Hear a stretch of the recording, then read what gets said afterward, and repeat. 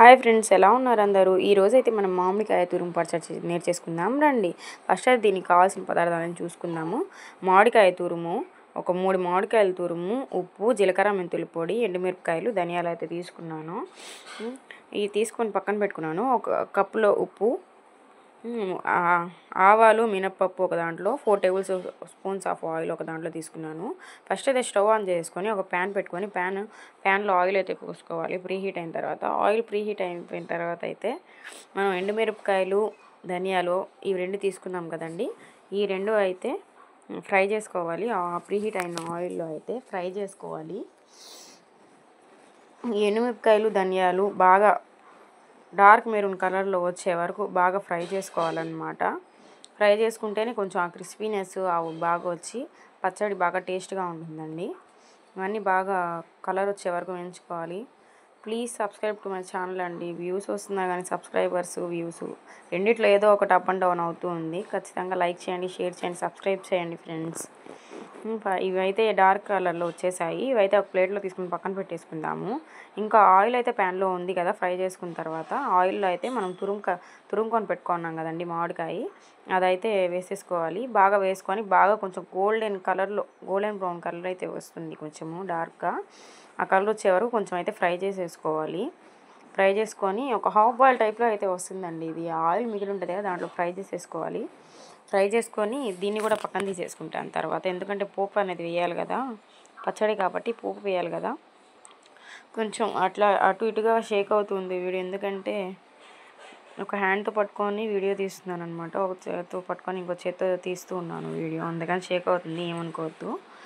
కొంచెం కలిపేసుకున్న తర్వాత అయితే సాల్ట్ అయితే వేసుకున్నాను. ఒక 2 టేబుల్ స్పూన్స్ ఆఫ్ సాల్ట్ వేసుకొని బాగా కలుపుకోవాలి.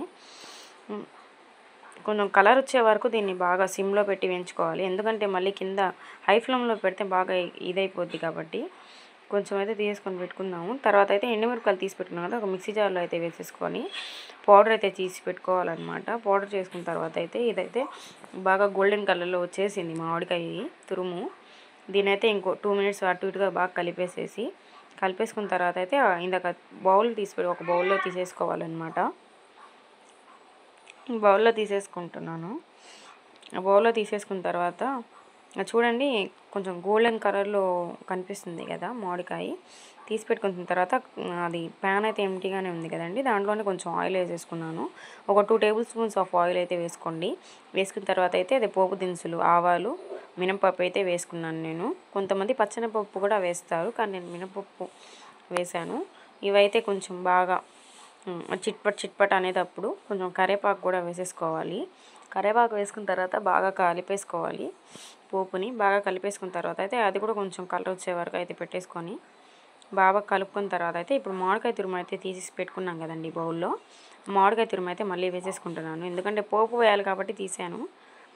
కొంతమంది పోపు ఫస్ట్ వేసేసి తర్వాత వేసేస్తారు. అలా వేస్తే ఏంటంటే అండి కొంచెం ముందే ఇదైపోద్ది అనమాట, అందుకని చెప్పి తర్వాత తీసేసుకొని పోపు అయితే వేసుకున్నాను. పోపు వేసుకున్న తర్వాత ఇందాక మనం మిక్సీ జార్లో పట్టి పెట్టుకున్నాం కదండి ఎండుమిరపకాయలు, ధనియాల పౌడరు, ఆ పౌడర్ అయితే వేసుకోవాలి. వేసేసుకొని బాగా కలిపేసుకోవాలన్నమాట.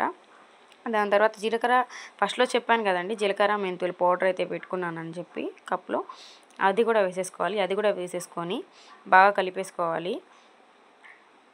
కలిపేసుకొని ఆ నూనె కొంచెం బాగా పైకి వచ్చేటట్టుగా పచ్చడిలో సిమ్లో పెట్టేసుకొని వేసుకోవాలన్నమాట బాగా.